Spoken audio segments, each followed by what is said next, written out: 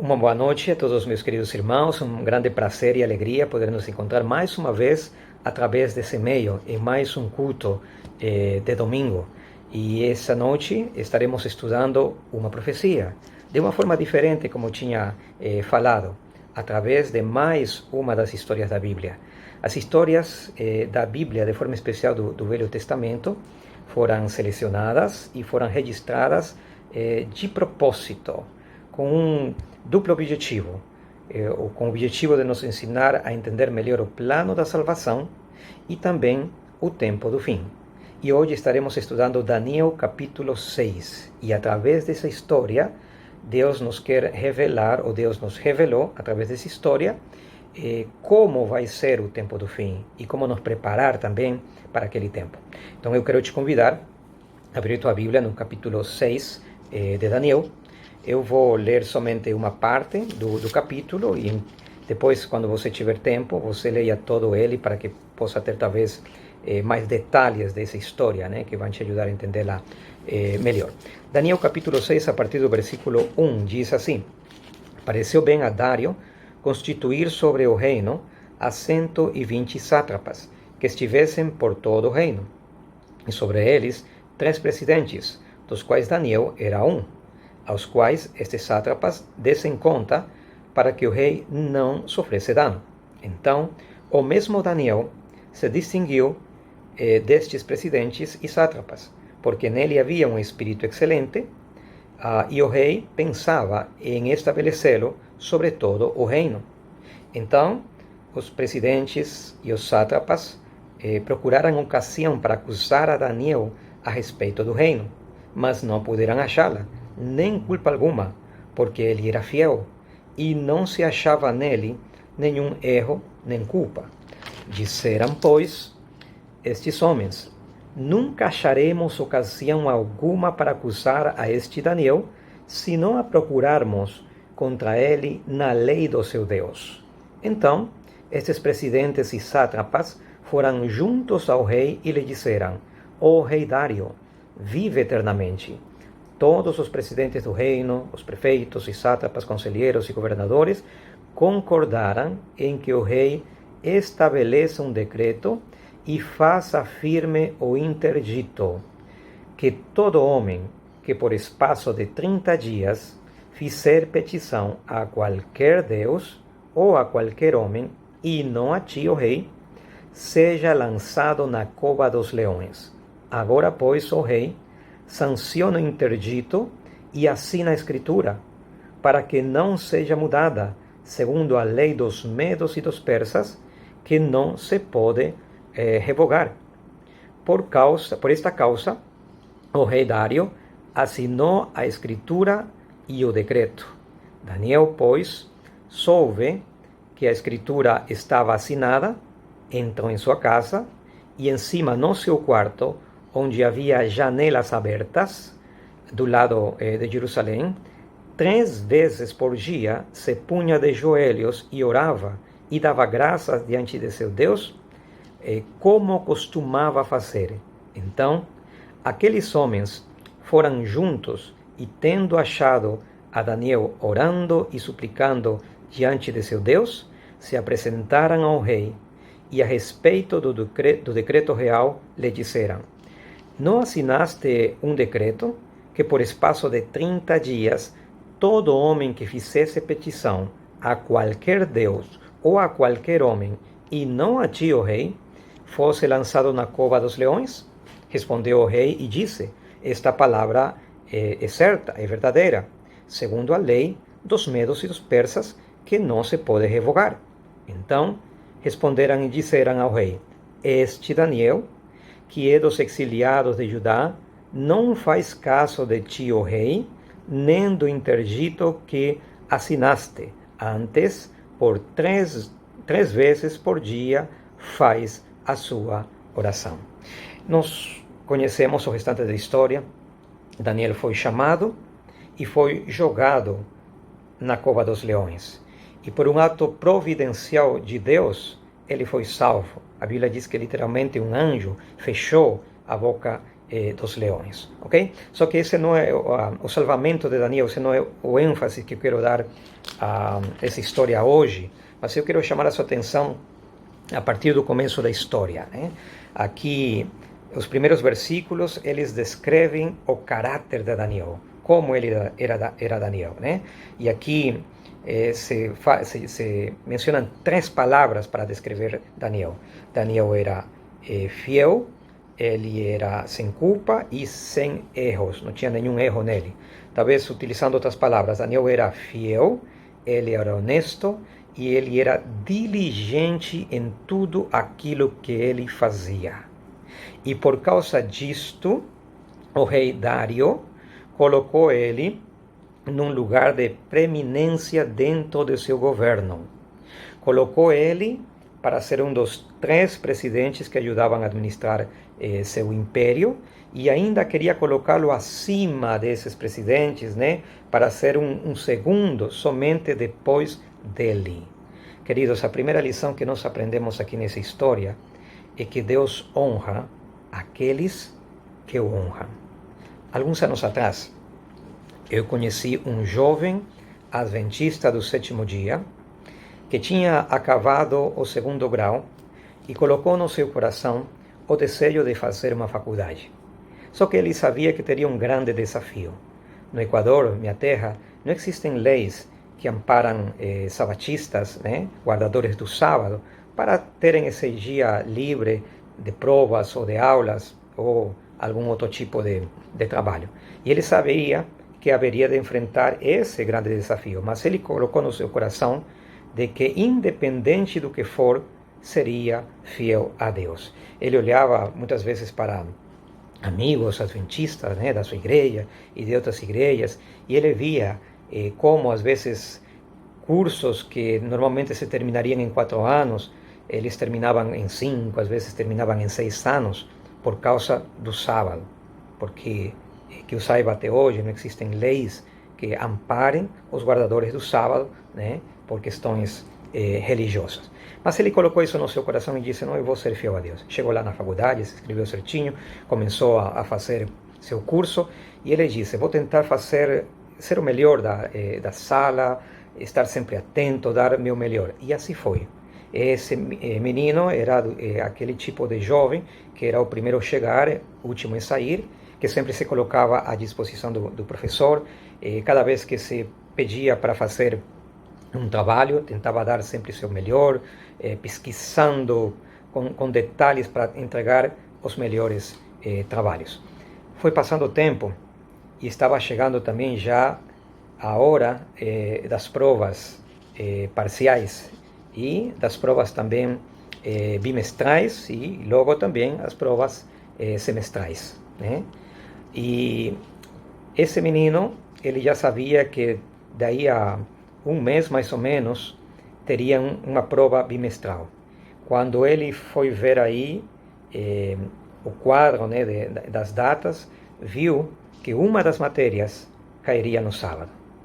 E se fosse pior, talvez, ele viu que era justamente a matéria de aquele professor mais difícil da faculdade. Nós poderíamos dizer o professor carrasco, né? Aquele mais durão, né? Difícil, né? E ele pensou, Senhor, e agora, o que eu faço? Mas ele decidiu, colocou no seu coração, não, eu vou ser fiel. Eu vou ser fiel, independente do que for, vou conversar com o professor, vou tentar ver se dá para fazer alguma coisa. E foi conversar com o professor Carrasco. E, obviamente, esse professor disse, não tem jeito, você tem que vir no sábado, na prova, e daqui a um mês se prepare, porque se você não vir, automaticamente você vai ter 0. Então, você tem que se preparar. E ele, pensando agora, disse, Senhor, o que eu faço? Começou a orar, pedir a Deus, Senhor, me ilumina, me ajuda, o que eu faço? Antes dessa prova bimestral, esse jovem teve algumas provas mensais, parciais, né? E justamente ele tinha, nessa semana, acabado de fazer uma prova com aquele professor carrasco, com aquele professor difícil. E essa semana que ele foi na faculdade, esse professor estava já entregando, né, as provas corrigidas, né? E entregou a prova dele. Ele pegou a prova, esse jovem, pegou essa prova, deu uma olhada, e quando viu, ele tinha tirado 8,7.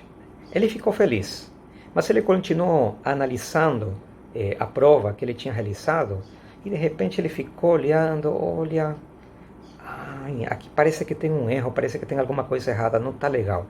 Ele olhou melhor e disse, eu preciso falar com o professor. Procurou o professor e disse, professor, eu preciso ver uma questão muito importante dessa prova, porque essa prova tem um erro. E esse professor imediatamente disse, puxa vida, já tirou 8,7, está querendo mais nota, está querendo aqui que corrija, né, para poder ter uma nota talvez maior. Aí o professor falou, bom, fala, me diga, o que é?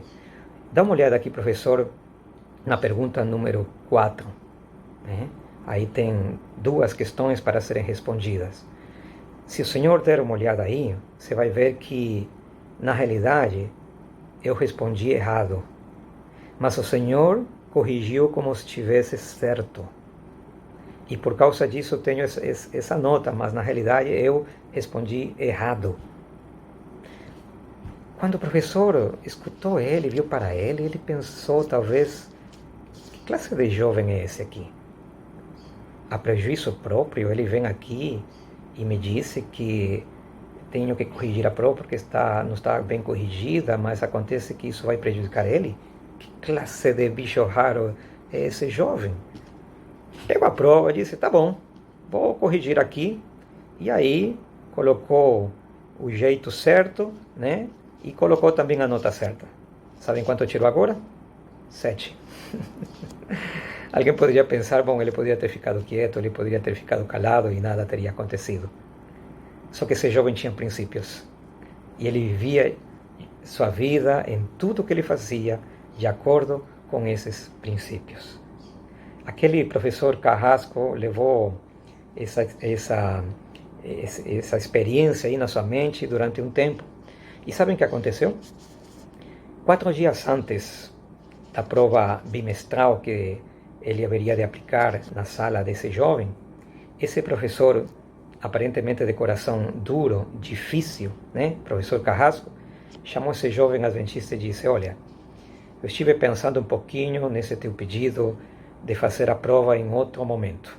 Pois é, andei reconsiderando e por causa da tua atitude, por causa da tua honestidade, eu queria dizer que daqui a 3 dias, né, um dia antes da prova, eu vou fazer essa prova somente para você.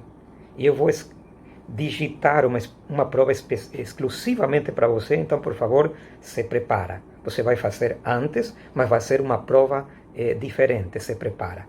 Aquele jovem naquela hora vibrou de alegria e disse, nossa, ótimo, que bom, 3 dias para estudar, não tem problema, vai fazer uma prova exclusivamente para mim, mas eu vou ter o privilégio de poder continuar sendo fiel a Deus e sem perder a minha matéria. Você percebe? Deus honra aqueles que o honram, aqueles que decidirem ser fiel a Deus, né? Independente das consequências, Deus vai honrar. Agora, continuemos com a história. Essa história é uma história, sim, de fidelidade, mas ela tem alguns ingredientes que chamam muito atenção. Aqui vemos um homem, um servo de Deus, fiel, honesto, diligente em todas as coisas que fazia. E isso despertou a inveja de colegas dele, né, que trabalhavam aí para o rei Dário também. Sabem, esses colegas aí, talvez muitos pensaram, né, esse rapaz aqui, né, cativo, né, não é nem da terra, e olha os privilégios que está tendo, a posição onde foi colocado, e o rei está querendo também colocá-lo numa posição ainda mais elevada, temos que fazer alguma coisa para tentar derrubá-lo. Sabem o que eles fizeram?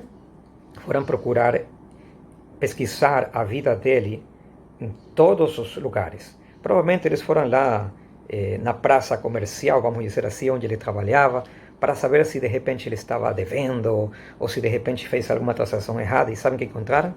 Nada. foram procurar os papéis, né, os documentos com os quais ele trabalhava dentro do reino, tentando encontrar talvez algum desvio de dinheiro, algum ato de desonestidade ou alguma coisa assim. E sabem o que encontraram? Nada.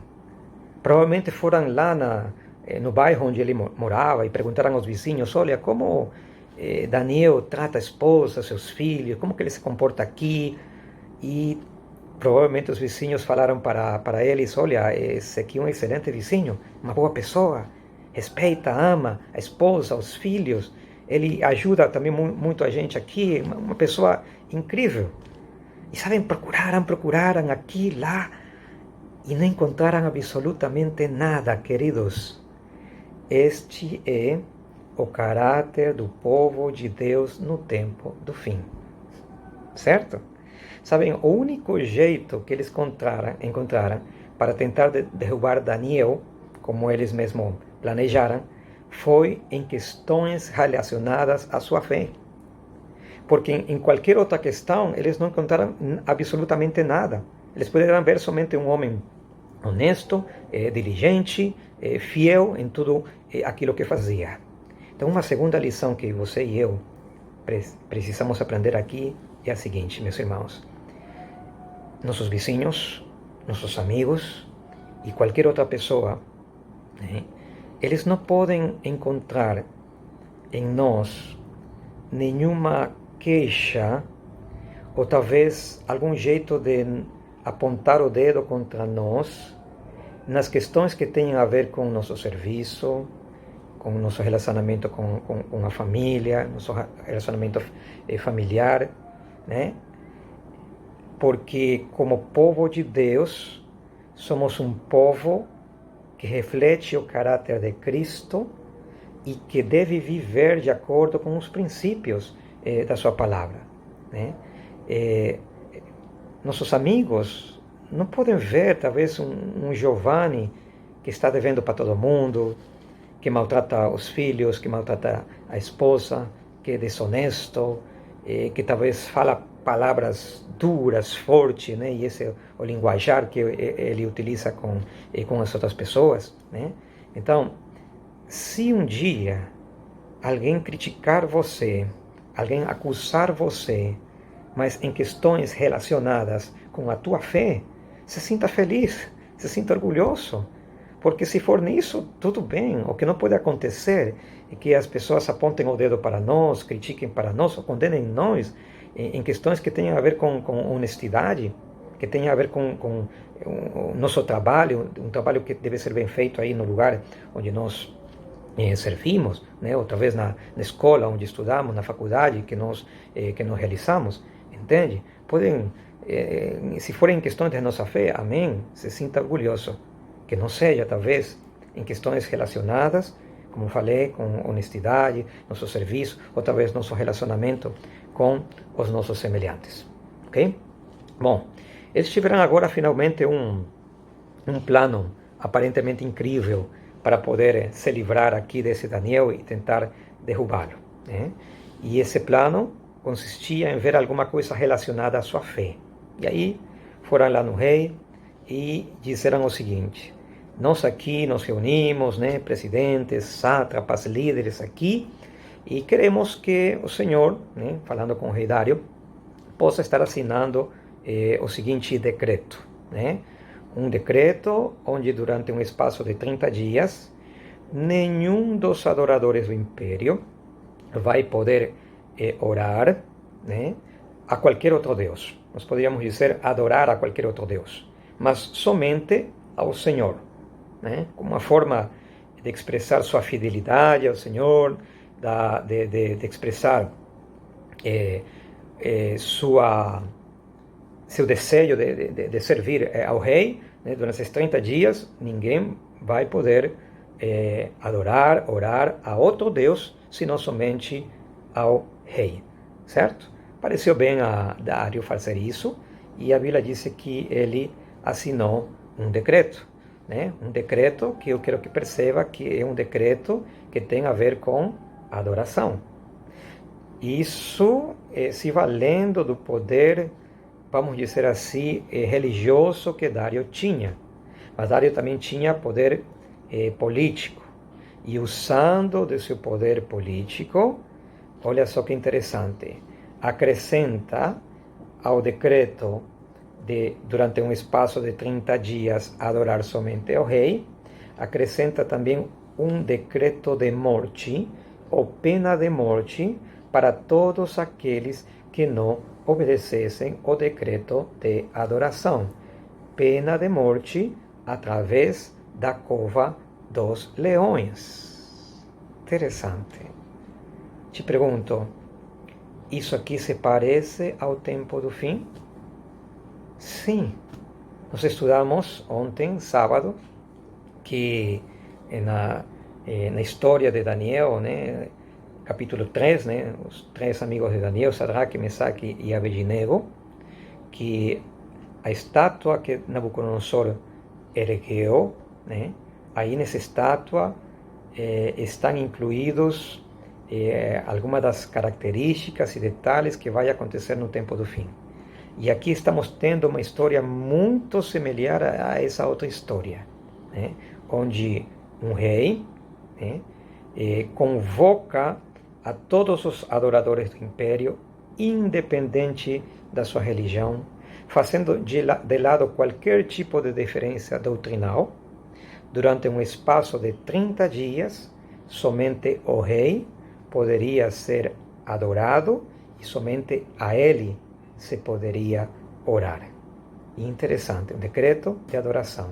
E esse decreto aí é acompanhado com um decreto de morte ou uma pena de morte para aquele que não cumprisse as ordens do rei. Nós sabemos que no tempo do fim, um decreto também será promulgado. E esse decreto se chama decreto dominical.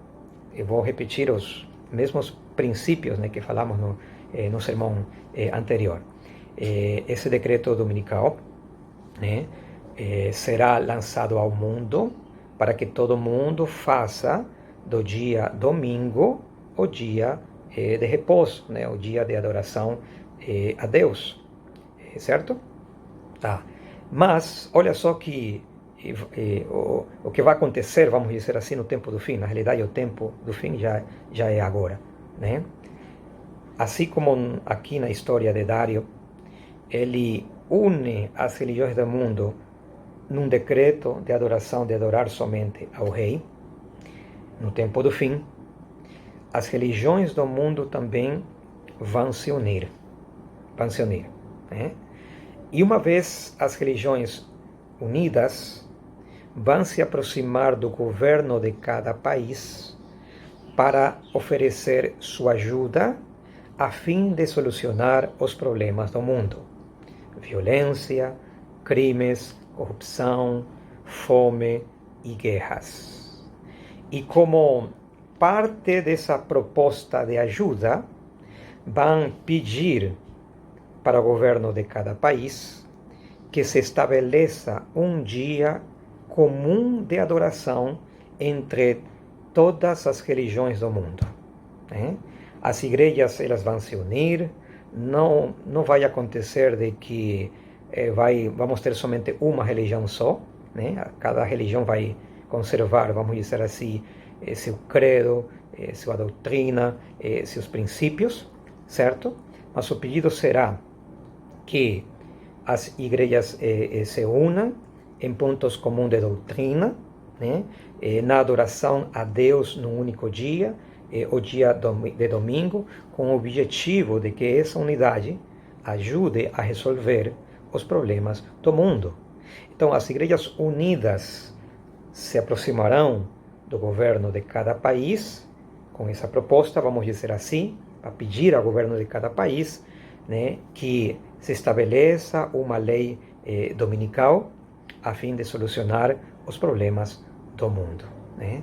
E esse decreto, que no princípio vai ser talvez mais tranquilo, no sentido de somente ter restrições, multa e prisão, nós sabemos também que no final haverá também uma pena de morte para todos aqueles que não se aderirem a esse decreto. Então percebe como essa história aqui de Daniel na cova dos leões, os princípios dessa história, eles vão se repetir no tempo do fim, né? Eles vão acontecer, vamos por dizer assim, novamente no tempo do fim. Só que agora eu quero chamar tua atenção para um outro aspecto dessa profecia, né? Os fatos, né? Os acontecimentos específicos que haverão de suceder no tempo do fim, acredito que foi entendido, né, com o sermão de ontem e agora, né? Esses fatos históricos, né, que vão acontecer estão claros. Mas eu quero, talvez agora, chamar sua atenção para você e eu, como parte desse povo que vai viver no tempo do fim, qual deverá ser a atitude, tua atitude, minha atitude para aquele tempo, ou em aquele tempo, ok? Vamos aprender isso, inclusive, com o próprio Daniel, ok? Então tá, nós temos aqui um decreto que foi promulgado, um decreto de oração e um decreto de morte, para respaldar esse decreto, vamos dizer assim, de adoração, né? Esse decreto ele foi espalhado por todo o reino e, obviamente, em algum momento chegou nos ouvidos de Daniel.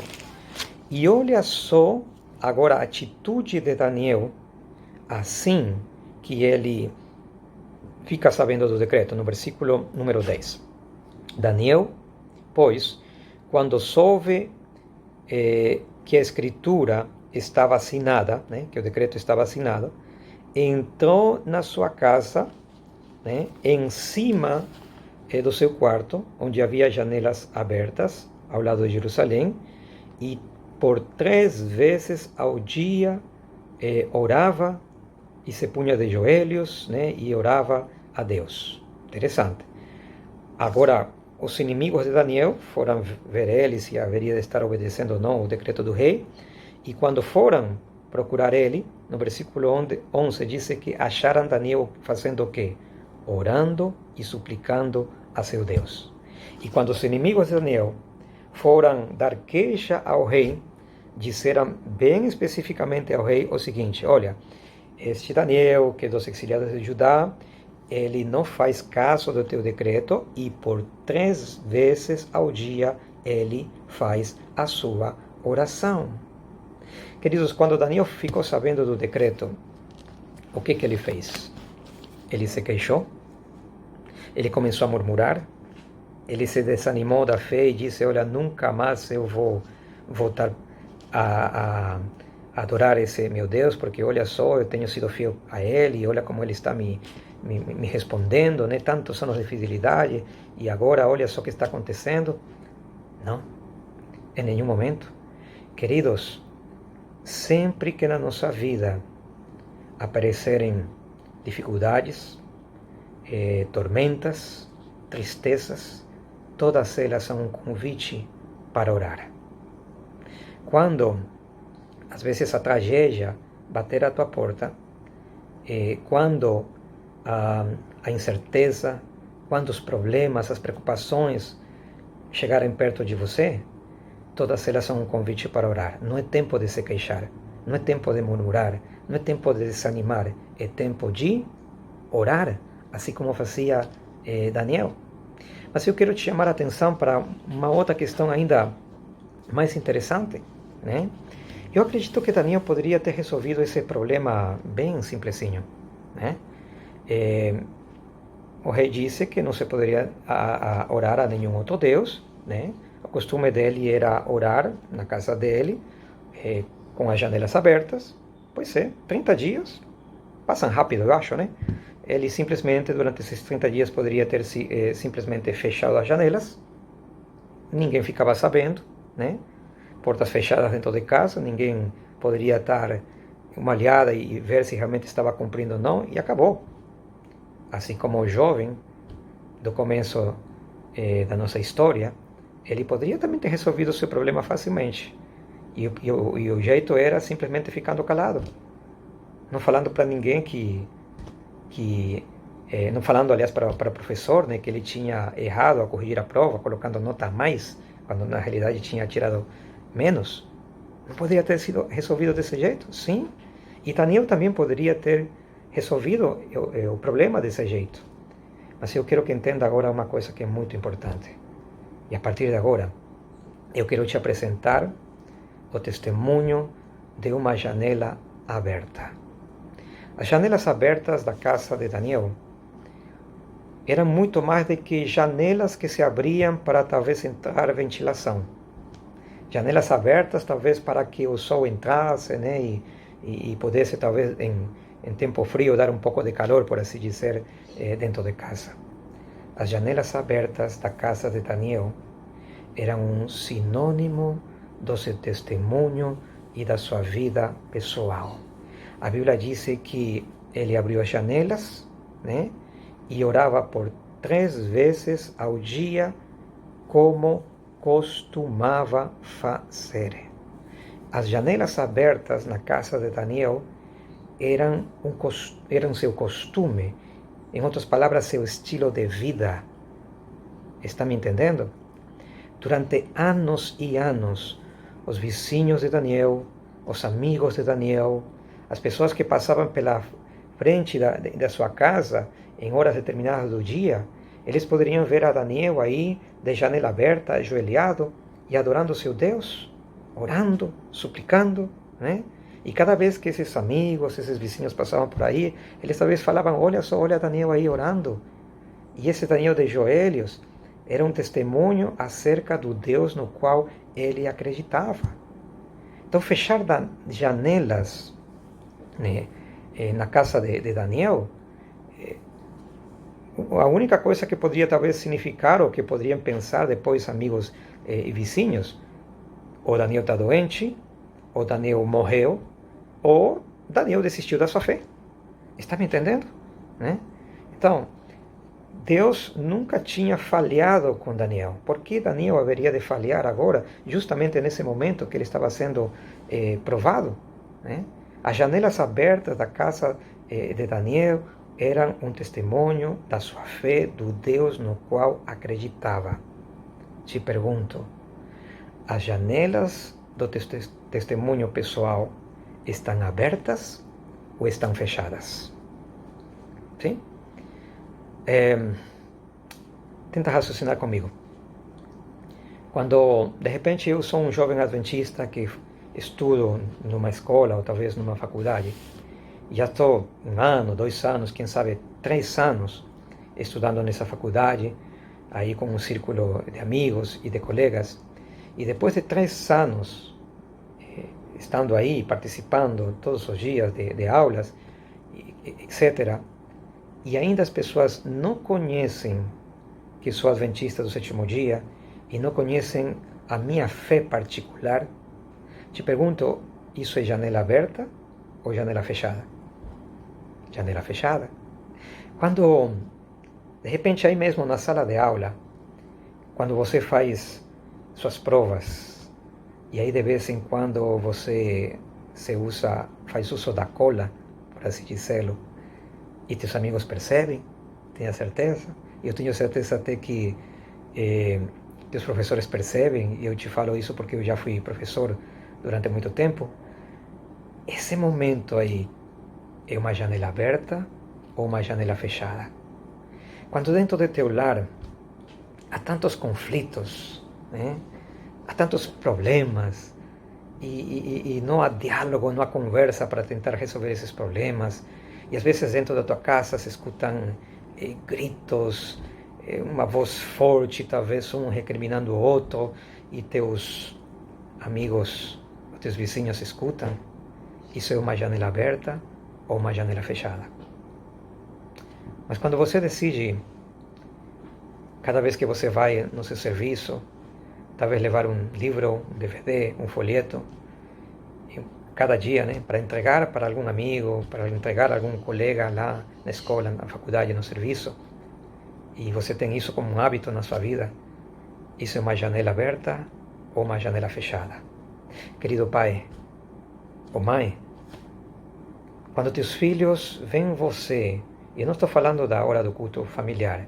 Mas vem você em algum canto da casa, quem sabe aí perto da cama, do lado da cama, ou talvez do lado do sofá, quando teus filhos te veem ajoelhado, orando, e eles percebem que você, pai, é um homem, uma mulher de oração, isso é uma janela aberta ou é uma janela fechada? Tenha certeza que é uma janela aberta. Teus pais estão aprendendo com você a importância da oração.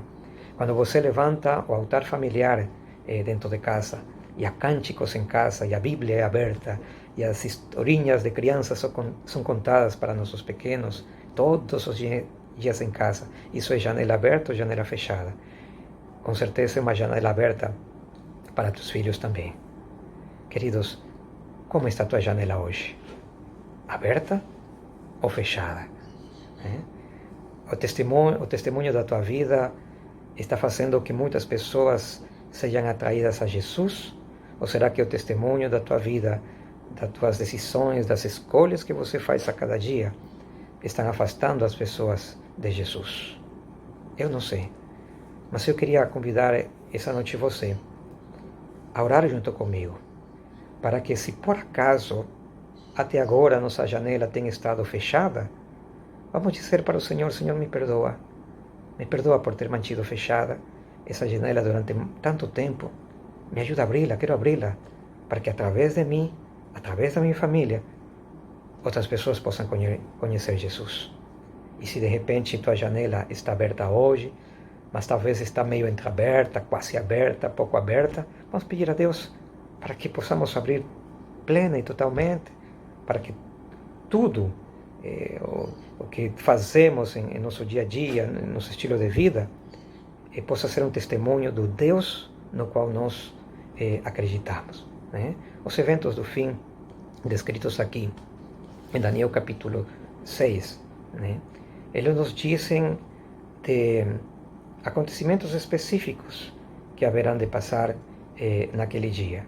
Mas o que eu gosto dessa história de forma especial é que ela nos diz algumas atitudes importantes como povo de Deus que precisamos tomar para aquele dia.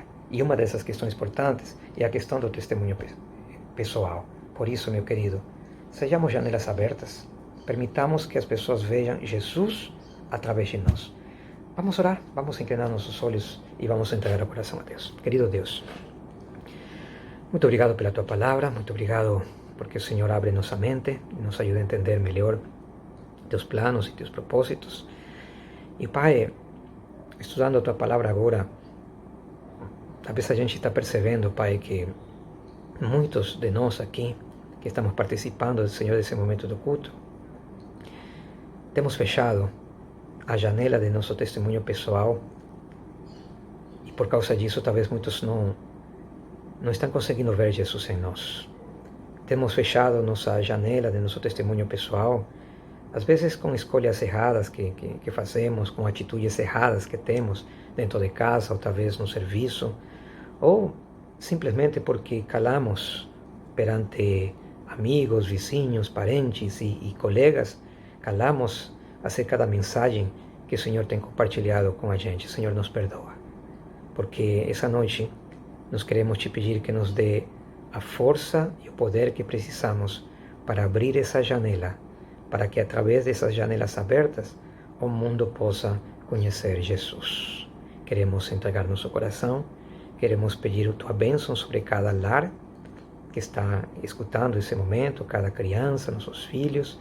Nos dá unidade também como casais, como pais, como igreja, como líderes, para que mesmo estando nesses momentos, Senhor, de crise no mundo todo, possamos continuar pregando a tua palavra, possamos continuar anunciando que nosso Senhor Jesus está voltando.